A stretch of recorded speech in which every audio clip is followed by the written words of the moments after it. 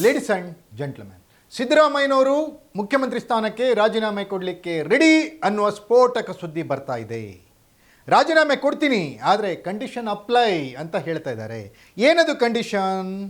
D K Shivakumar ಮುಖ್ಯಮಂತ್ರಿ ಆಗಲೇಬಾರ್ದು ಅನ್ನೋದೇನಾದರೂ first ಕಂಡೀಷನ್ನ, ಖರ್ಗೆಯವರು ಮುಖ್ಯಮಂತ್ರಿ ಆಗಬಾರ್ದು ಅನ್ನೋದು ಸೆಕೆಂಡ್ ಕಂಡೀಷನ್ನ, ಅಥವಾ ತಾವು ಹೇಳಿದವರೇ ಮುಖ್ಯಮಂತ್ರಿ ಆಗಬೇಕು ಅನ್ನೋದು ಮೂರನೇ ಕಂಡೀಷನ್ನ?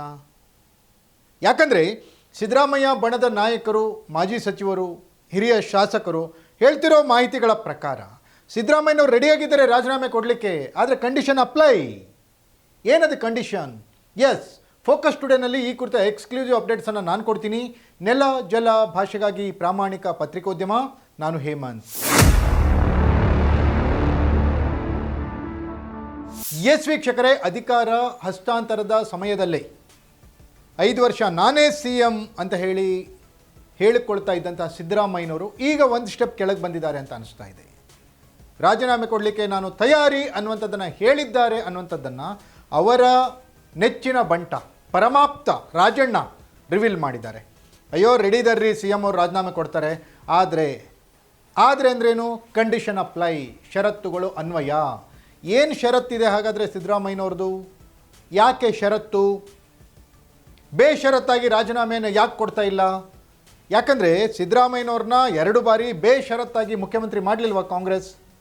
ಈಗ ಯಾಕೆ ಸಿದ್ದರಾಮಯ್ಯನವರ ಷರತ್ತುಗಳು ಅನ್ನೋದಕ್ಕೆ ಉತ್ತರ ಇಲ್ಲ. ಆದರೆ ಮೂಲಗಳ ಪ್ರಕಾರ ಹೇಳೋದಾದರೆ ಮೊದಲನೇ ಕಂಡೀಷನ್ ಸಿದ್ದರಾಮಯ್ಯನವ್ರದ್ದು ಡಿ ಕೆ ಶಿವಕುಮಾರ್ ಮಾತ್ರ ಉತ್ತರಾಧಿಕಾರಿ ಆಗಬಾರ್ದು, ಮುಖ್ಯಮಂತ್ರಿ ಆಗಬಾರ್ದು ಅನ್ನುವಂಥದ್ದು.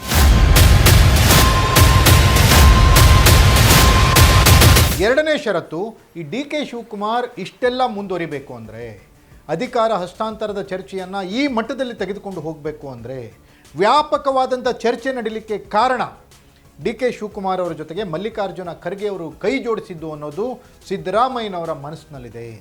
ಹಾಗಾಗಿ ಡಿ ಕೆ ಶಿವಕುಮಾರ್ ಮುಖ್ಯಮಂತ್ರಿ ಆಗಬಾರ್ದು ಅಂತ ಎಷ್ಟು ಹಠಕ್ಕೆ ಬಿದ್ದಿದ್ದಾರೋ ಸಿದ್ದರಾಮಯ್ಯನವರು, ಅಷ್ಟೇ ಹಠಕ್ಕೆ ಬಿದ್ದಿದ್ದಾರೆ ಮಲ್ಲಿಕಾರ್ಜುನ ಖರ್ಗೆಯವರು ಕೂಡ ಮುಖ್ಯಮಂತ್ರಿ ಆಗಬಾರ್ದು ಅಂತ. ಹಾಗಾಗಿ ಮುಖ್ಯಮಂತ್ರಿ ಸ್ಥಾನವನ್ನು ಬಿಟ್ಕೊಡ್ಲಿಕ್ಕೆ ರೆಡಿ, ಆದರೆ ಕಂಡೀಷನ್ ಅಪ್ಲೈ. ಎಸ್ ವೀಕ್ಷಕರೇ, ಕಂಡೀಷನ್ ದಲಿತರೊಬ್ಬರು ಮುಖ್ಯಮಂತ್ರಿ ಆಗಬೇಕು ಅನ್ನೋ ಕಂಡೀಷನ್ ಸಿದ್ದರಾಮಯ್ಯನವರು. ಹಾಗಾದರೆ ಮಲ್ಲಿಕಾರ್ಜುನ ಖರ್ಗೆ ಅವರು ದಲಿತರಲ್ವಾ, ಅವರು ಮುಖ್ಯಮಂತ್ರಿ ಆಗಬಾರ್ದಾ ಅನ್ನೋ ಪ್ರಶ್ನೆ ಇಲ್ಲ. ಯಾಕಂದರೆ ಅವರು ಹೇಳಿರೋರು ಮಾತ್ರ ದಲಿತ ಮುಖ್ಯಮಂತ್ರಿ ಆಗಬೇಕು ಅನ್ನುವಂಥ ಒಂದು ವಾತಾವರಣ ಸಿದ್ದರಾಮಯ್ಯನವರ ಕಡೆಯಿಂದ.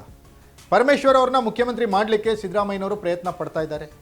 ದಲಿತ ಟ್ರಂಪ್ ಕಾರ್ಡ್ ಪ್ಲೇ ಮಾಡೋದ್ರಿಂದ ಖರ್ಗೆಯವರನ್ನು ಆ ಸ್ಥಾನದಿಂದ ದೂರ ಇಡ್ಬೋದು. ಮತ್ತೊಂದೇನಪ್ಪ ಅಂದರೆ, ಈಗ ಡಿ ಕೆ ಶಿವಕುಮಾರ್ ಹೇಳ್ತಾ ಇದ್ದಾರಲ್ಲ, ನಾನು ಕೆಲಸ ಮಾಡಿದ್ದೀನಿ ಕೂಲಿ ಕೊಡಿ, 2023ರಲ್ಲಿ 135 ಸ್ಥಾನಗಳನ್ನು ನಾನು ಗೆಲ್ಲಿಸ್ಕೊಂಡು ಬಂದಿದ್ದೀನಿ, ನನಗೆ ಕೂಲಿ ಕೊಡಿ ಅಂತ. ಎಸ್, ಕೂಲಿ ಕೊಡೋಣ ನಿಮಗೂ, ಆದರೆ ನಿಮ್ಗಿಂತ ಮೊದಲು 2013ರಲ್ಲಿ ಡಾಕ್ಟರ್ ಪರಮೇಶ್ವರ್ ಕಾಂಗ್ರೆಸ್ಸನ್ನು ಗೆಲ್ಲಿಸ್ಕೊಂಡು ಬಂದ್ರಲ್ಲ, ಅವ್ರಿಗೆ ಕೂಲಿ ಕೊಡೋಣ ಫಸ್ಟ್.